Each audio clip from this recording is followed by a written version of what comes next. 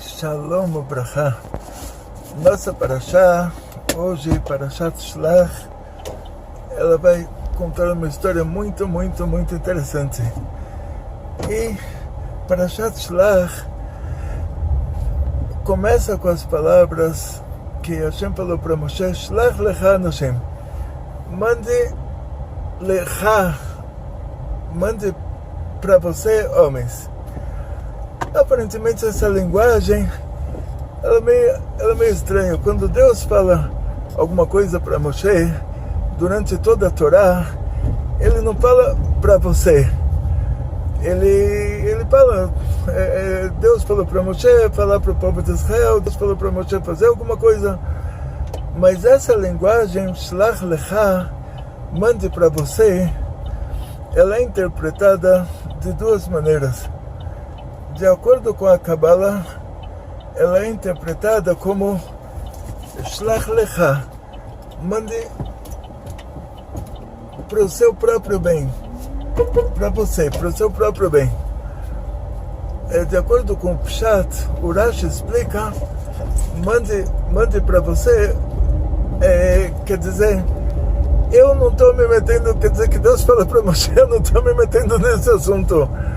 Eu falei que a terra é ótima, eles estão duvidando, eles querem mandar pessoas para ver, então você decide, mande para você, quer dizer, é para você, não para mim, você decide se você quer mandar ou não. Então, essas duas interpretações diferentes, vamos começar assim pelo Pshat. O Pshat, que Deus falou para sair do Egito, todo mundo saiu. Chegaram no Mar Vermelho, que era um beco sem saída. Quando chegaram nesse beco sem saída, o mar se abriu.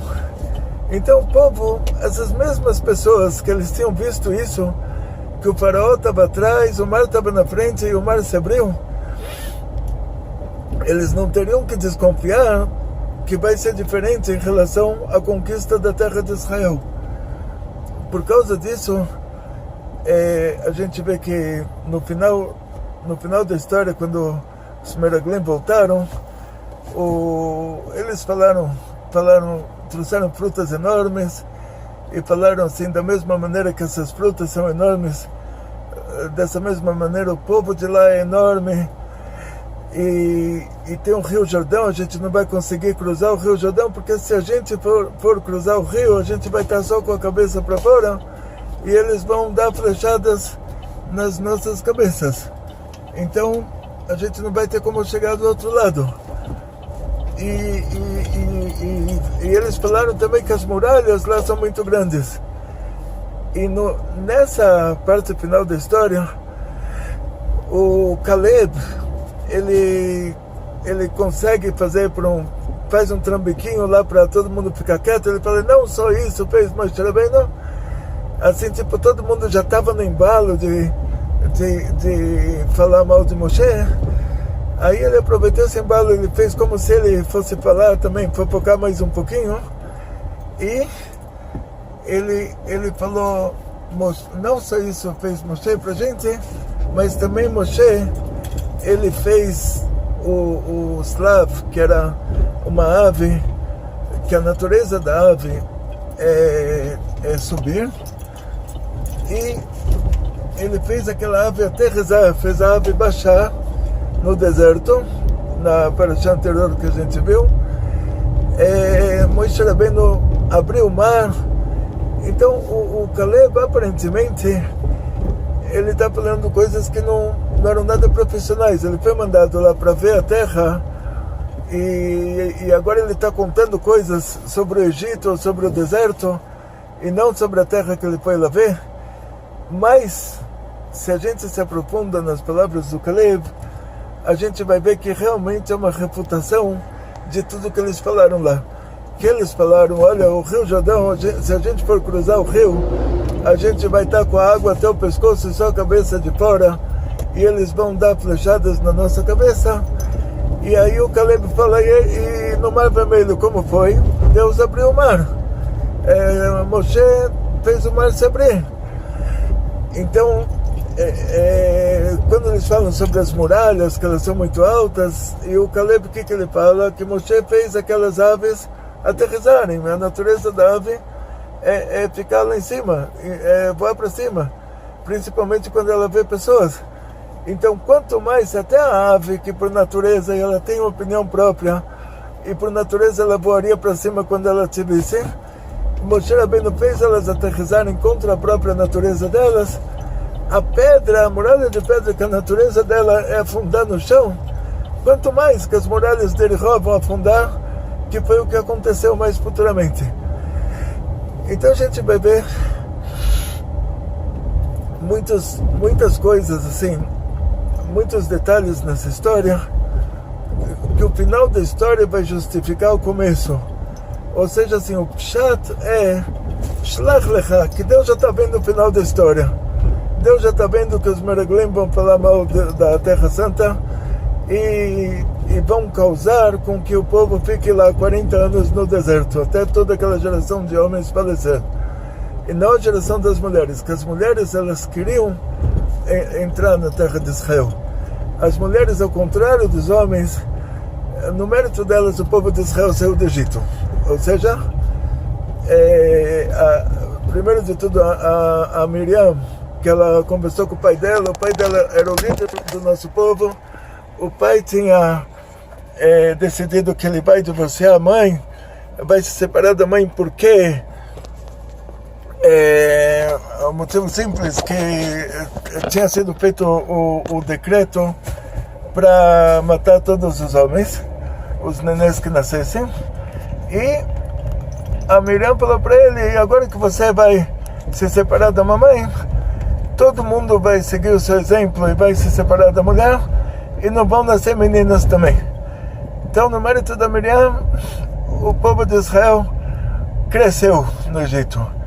Quer dizer, o Amram voltou para a mulher, todos os maridos que tinham seguido o exemplo dele voltaram para as esposas, e o povo cresceu.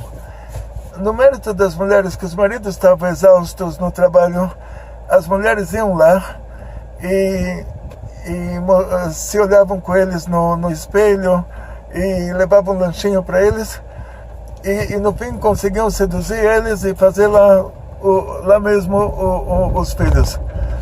E no mérito dessas mulheres virtuosas, que elas foram seduzir os maridos para engravidar lá mesmo e fazer com que o nosso povo crescesse, no mérito delas, tinha um grande povo de Israel para sair do Egito. Quando foi feito o bezerro de ouro, Aaron, ele tinha um plano para sabotar a idolatria. E esse plano era, ele falou: vocês têm que tirar os brincos das suas mulheres. Eles sabiam que as mulheres não iriam doar nada para a idolatria, e ele imaginou que dessa maneira ia terminar o assunto do bezerro de ouro, nem iria começar.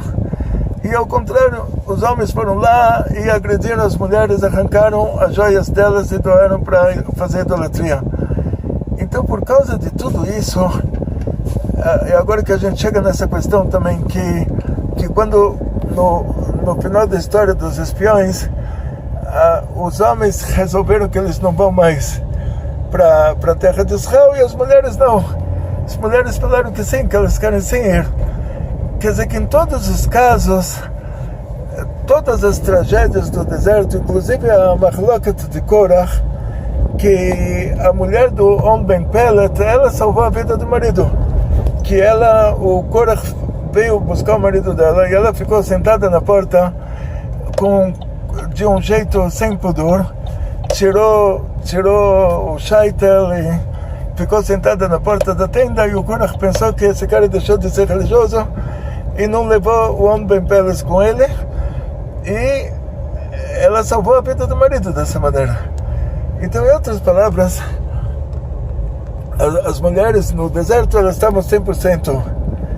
E por causa disso, inclusive diz o Kli Yakar, ele fala assim, que essa parashá é interpretada as primeiras palavras dela, elas têm que ser analisadas. Que Deus falou para Moshe, Shlach lecha, quer dizer, mande para o seu bem. Então agora a gente volta para a Kabbalah da coisa, né? Então o Pshat, só para terminar, o Pshat era esse, que Deus falou para Moshe, eu não vou decidir o que fazer nesse caso. Se quer mandar, manda para você, de acordo com a sua opinião. Porque Deus já estava vendo que no final vai terminar numa tragédia toda essa história. Agora, a Kabbalah da coisa, o Rav Chaim Vital, ele explica, não, ele fala, você acha que Deus deixaria acontecer uma tragédia para o nosso povo e ainda por meio de um erro de avaliação de Moshe? Não, Deus desde o começo sabia que essa geração de homens, eles não prestavam. E Moshe tinha um problema pessoal. Deus tinha prometido para Abraão num acontecimento chamado Brit Ben Avutarim, que Deus fala para Abraão que os seus descendentes, eles vão ser aflitos numa terra estranha, numa terra que não é deles, e depois eles vão sair de lá com grandes riquezas. E nessa ocasião, Deus fala para Abraão que eles vão ficar lá 400 anos, e Deus está falando com Abraão na Terra Santa, e fala para Abraão, a quarta geração vai voltar para cá. Ou seja, Moshe, ele era a terceira geração. Então Moshe iria morrer no deserto de qualquer jeito. Esse era o problema número 1. Problema número 2, quando a gente fala sobre essa geração de Moshe e o próprio Moshe, quer dizer que tinha a geração que iria entrar na Terra Santa, iria ser a quarta geração. E Moshe, com essa geração dele, a geração até talvez pudesse receber um desconto, mas Moshe já estava planejado que ele iria falecer no deserto. Por quê? Porque se ele não falecesse no deserto, logo que ele entrasse em Israel, ele teria que falecer. Um assunto cabalístico que a gente não vai entrar aqui nos detalhes desse assunto, mas o que sim a gente pode... o detalhe que sim a gente pode falar aqui, que Deus já tinha planejado isso desde o começo, quando prometeu para Moshe que vai salvar ele do faraó, mas não se comprometeu, não citou os 31 reis da Cananeia, de Canaã. Então, por que Deus não citou esses 31 reis? Porque lá já estava planejado que Moshe iria tirar o povo de Israel da terra de Israel, da terra do Egito, mas ele não seria esse que iria colocar o povo de Israel dentro da terra de Israel. Então, por causa disso, um minuto que eu errei o caminho. Tá vendo? Dizem que quando uma coisa é boa, o outro lado tenta atrapalhar. Então aqui eu tô contando sobre a Parashá, quebra o suporte. Não só que quebra o suporte, agora erra o caminho também, quer dizer que é coisa muito boa. Então vamos continuar em frente, segurando o telefone aqui, olhando se tá onde eu poderia colocar ele agora, mas vamos na mão mesmo. Então, em outras palavras, voltando para o nosso assunto, Moshe teria que falecer no deserto, por um assunto cabalístico que a gente vai ver em outra aula. Moshe era a reencarnação do Evel. Tem um assunto profundo, é uma aula inteira para explicar sobre isso. Então, se Moshe levasse o povo para a terra de Israel, ele não seria a pessoa que colocaria eles lá dentro, ele faleceria antes. Então agora, de acordo com o Rav Chaim Vital, dá para entender o que Deus falou para Moshe aqui. Deus já sabia que ia terminar numa tragédia, que os Meraglim iriam para a terra de Israel e eles iriam falar Lashon Hara da terra, eles iriam amedrontar o povo. Deus já sabia de tudo isso, só que Deus falou para Moshe, manda para você, quer dizer, para o seu bem, que quando Deus explica para o seu bem, Moshe, de uma maneira automática, como um pai que tem que por natureza humana, o pai, quando você fala para o pai, eu quero o seu bem, ele imagina em primeiro lugar o bem dos filhos. Quando você fala para uma mãe, eu quero o seu bem, ela imagina em primeiro lugar o bem das crianças. Quer dizer, o bem dos pais é que as crianças estejam saudáveis, que as crianças estejam progredindo na escola, que as crianças estejam se comportando bem.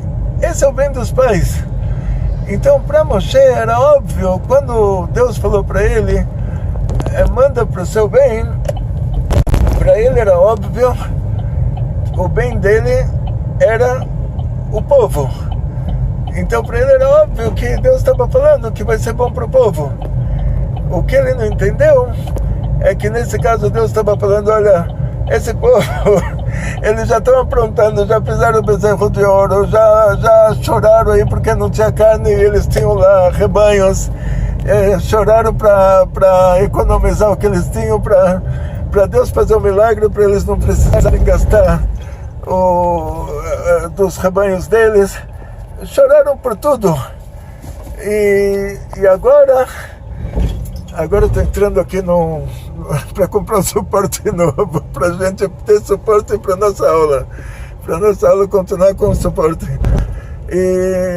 Então, Deus, como se Deus tivesse falado para Moshe, olha, desculpa, esses caras aí, eles aprontaram, eles estão aprontando agora, eles vão continuar aprontando. Então se eles morrerem no deserto, depois tiverem que nascer de novo com uma última geração que somos nós, quer dizer, esses caras somos nós, para eles vão estar no lucro, quer dizer, só fizeram besteira nessa reencarnação, eles vão entrar numa próxima reencarnação, vão estar no lucro, vão nascer de novo, começar tudo de novo, fazer tudo certo. Agora, para você, vai ser bom que eles vão lá, eles vão fazer besteira, eles vão falar mal da terra, vai ser decretado para eles ficarem 40 anos no deserto, e você, Moshe, você vai viver mais 40 anos. Esse que é o negócio.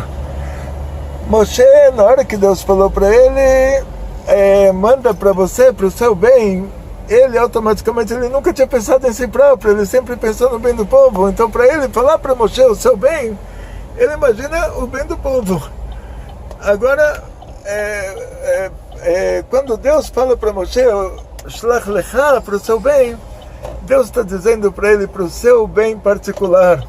Esse povo, infelizmente, esse povo somos nós, mas esse povo não merecia, naquela reencarnação, não merecia entrar na terra de Israel. Então a gente teve que morrer no deserto. Diz o Arizal que nós somos a reencarnação, que a geração que Mashiach chega nela, que de acordo com todos os sinais é a nossa geração. Nós somos a reencarnação da geração que morreu no deserto, e Moshe Rabbeinu, o Mashiach, ele é a reencarnação de Moshe. Então, sendo assim, a única pessoa que teve um lucro nessa história foi o próprio Moshe. É que ele viveu mais 40 anos, ele tinha que morrer com 80, e está escrito, o rei Davi fala, os dias da nossa vida são 70 anos, e com muita força, bem bigburot, 80 anos. Moshe tinha que morrer com 80 anos, e no fim ele morreu com 120, com a mesma saúde que ele tinha, saúde de um jovem de 20 anos. Então, por causa disso, a parashá começa com essas palavras, Shlach lecha, quer dizer, a Kabbalah disso, o lado oculto dessas palavras Hashem está dizendo, manda para o seu bem, vai ser bom para você. Moshe está entendendo errado, Moshe está sentindo o meu bem é o bem do povo, eu não tenho o meu próprio bem, eu sou uma pessoa pública. Mas a Kadosh Baruch Hu está dizendo para ele, não é para o seu bem mesmo, porque o povo não merece. o povo vai ter que se reencarnar de novo. Eles só aprontaram, continuam aprontando. Então, o que faltou interpretar aqui no meio, que Deus falou para eles, Shlach lecha anashim. Quer dizer, para ser para o seu bem, para você sair ganhando, deles receberem o castigo de não entrarem na terra de Israel por 40 anos, e você ganhar 40 anos de vida, para isso você tem que mandar homens. Shlach lecha anashim, mande para você, para o seu próprio bem, mande homens. Diz o Kli Yakar que a Kadosh Baruch Hu colocou Moshe numa situação porque se ele mandasse mulheres para verificar a terra de Israel, as mulheres até agora elas só fizeram coisas boas.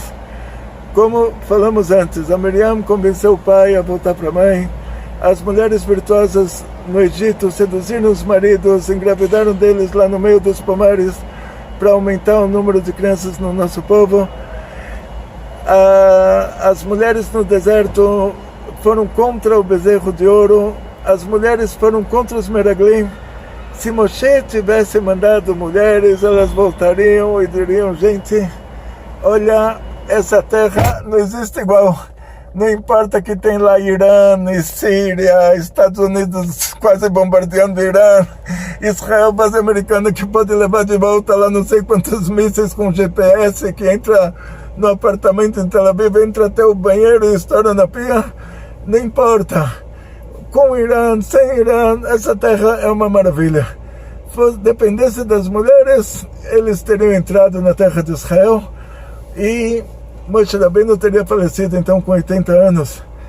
Por causa disso, Deus falou para eles, Shlach lecha, quer dizer, manda para o seu próprio bem, mas manda homens, que os homens só vão fazer besteira. Então, aí você vai sair ganhando com isso.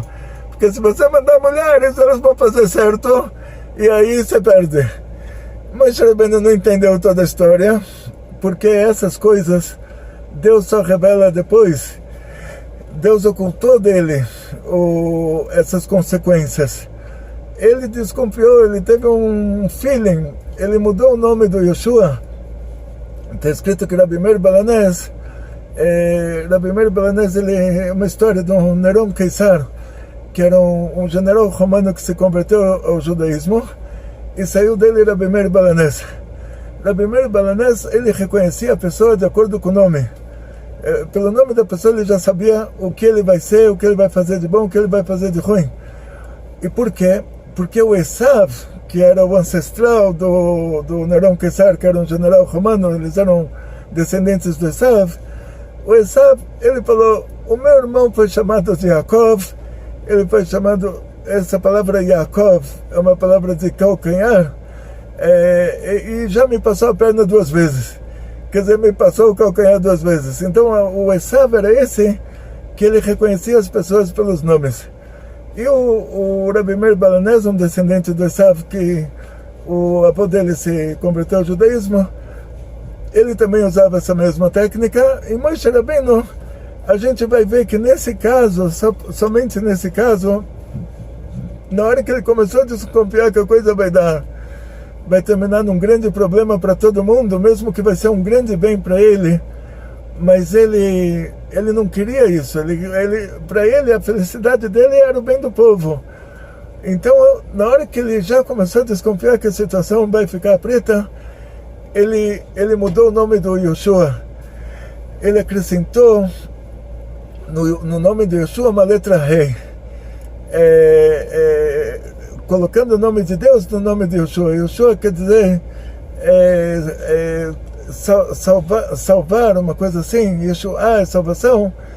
Então ele acrescentou o nome, a letra rei, dizendo que Hashem vai te salvar dos maus conselhos dos outros espiões.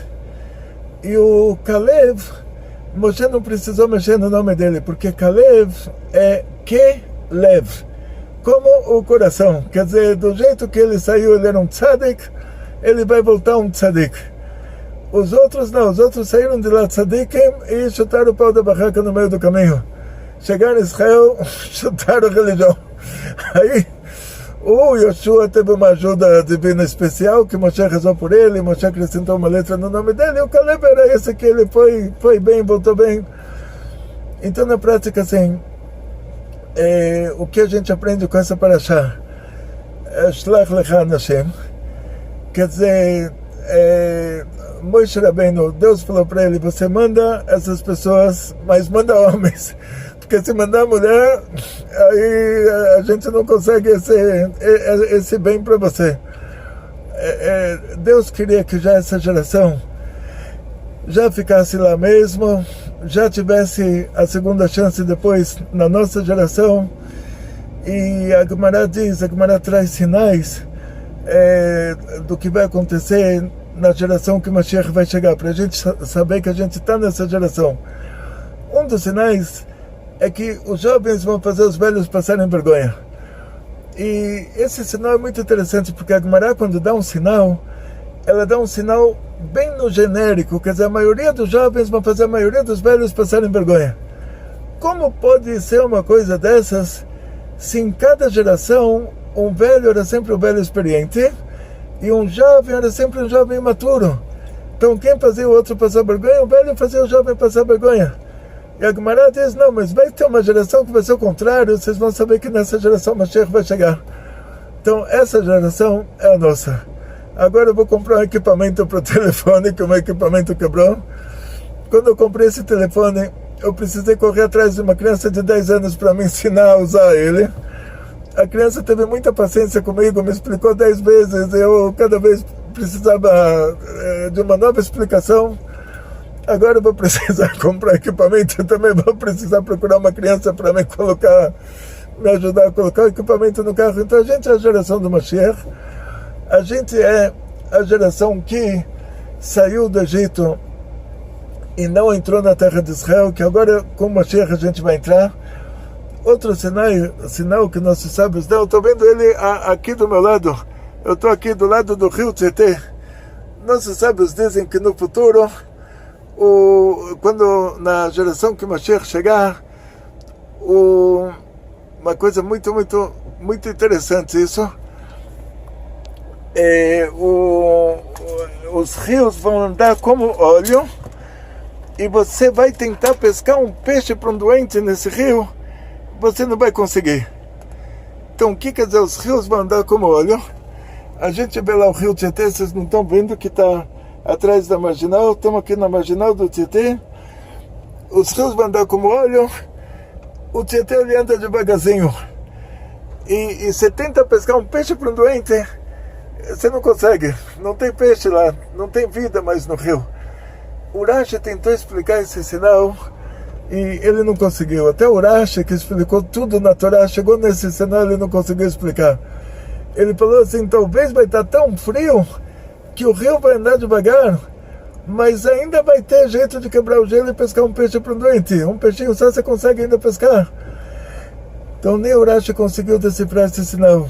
Por mais sábio que ele fosse, ele não conseguia imaginar uma tragédia dessas que é o rio Tietê. Na época dele, Rashi morava na Alemanha.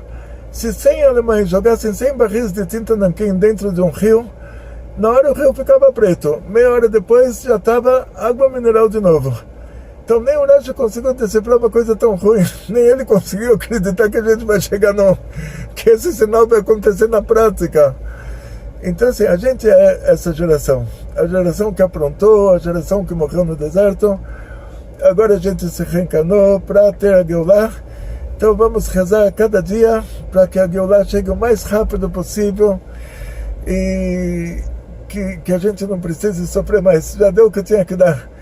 Então muito sucesso para todos, muita saúde, muito dinheiro, muitas felicidades. Não se esqueçam de se inscrever no nosso canal e tudo de bom. Kol Tov.